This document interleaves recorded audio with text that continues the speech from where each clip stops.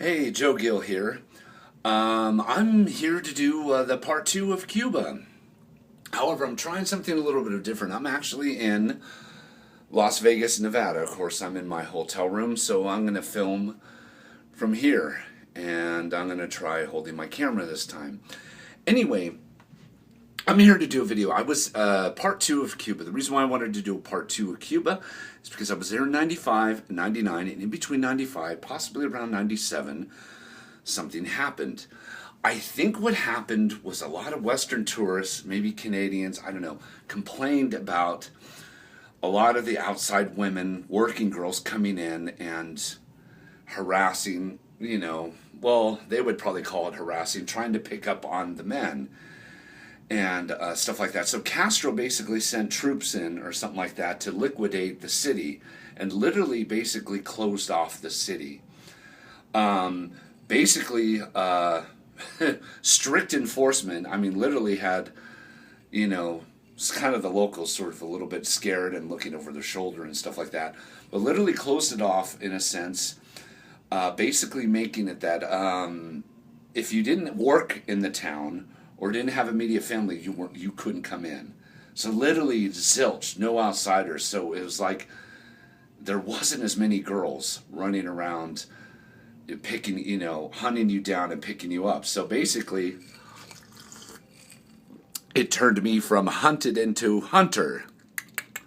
So yeah, that's what basically happened is in 99, I had to basically go into town and kind of make myself available and just kind of go on the hunt for a cunt. Anyway, so the way I did it, I sort of had a routine. I'd get up, I'd go to the beach, or I'd participate in some water sports. Oh, and I didn't stay with the host family. I did go by there and I said hello. God, I can't even remember the guy's name anymore. And I said, ¿Tú recuerdas? ¿Tú recuerdas? You remember me? And he's all, see, I remember your horny fucking ass. No, he remembered me and stuff like that. But anyway, so I went, that's right, I did go by and say, I stayed at an all-inclusive resort. I stayed in an all-inclusive resort that was at the other end of the peninsula. It was at the beginning of the peninsula, not at the tip. And basically, I would check out a bike there, and I would just go into town, pedal around, and it's really simple to get around. You got the main patio. No, not patio. Why did I fucking say that?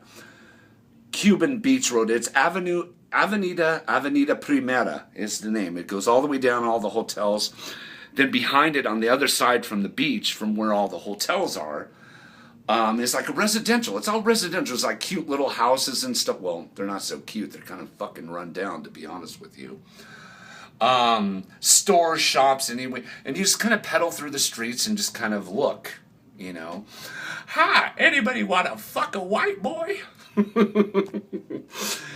But anyway. So that's one way, and I usually went trolling around in the day. There was a discotheque there. I don't know if it's still there. I don't know if it's kind of in town. It was like a couple blocks over. Anyway, it was called Discoteca La Red.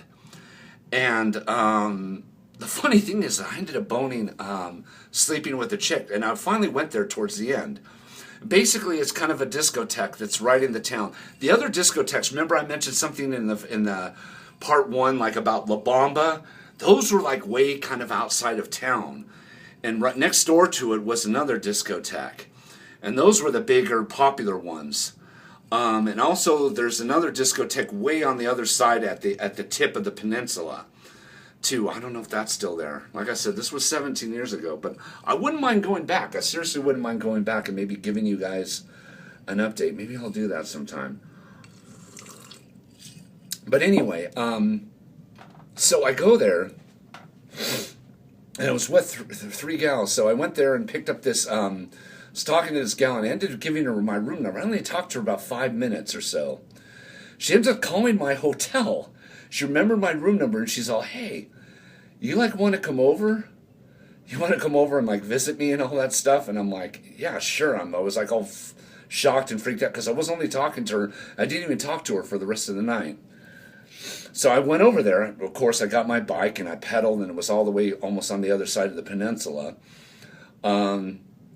And it was our house, and there was a bunch of people there, and it's like, oh, this is kind of weird. And then we end up going into her room, and I ended up paying her for sex. It was crazy. So yeah, there's still an opportunity. You just kind of got to go out there and look at it. I don't think much has changed. I can tell you this. I'm pretty sure Castro, his brother is in charge, probably still has the town blocked off, but I don't know. There's probably been maybe a lot of change, maybe a lot of add-on construction. It's been 17 years. I really ought to go. I kind of did want to go back because both trips were pretty awesome. But another thing I did is, I went to La Bamba. Wasn't the Happening discotheque in '99. It was the one next door. So I went next door, and I actually picked up on a girl from she was originally from Spain, Spanish, but immigrated to Germany and was living in Germany. So she was a tourist like me. So I ended up picking her up at this club and going back to her hotel and popping that coochie, if you know what I mean. So there is opportunity to pick up on locals, pick up on tourists, so to speak. So yes, there is definite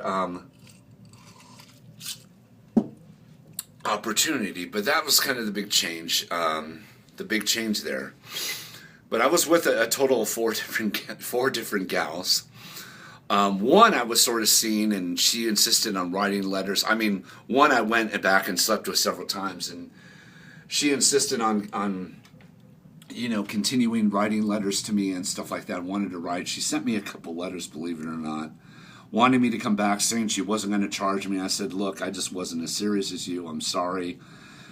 It's not going to happen. I sent her one letter, and believe it or not, I was shocked. She actually, just a couple of years ago, she sent me another letter after not communicating me for like maybe 10 or 12 years. She actually dropped me another letter. I never wrote her back or anything. Still, like, kind of wanting me to come back and visit her in Cuba. Wow, that's one dedicated woman. So I don't know. If that's kind of what you're looking for, that's, like I said, it's possible.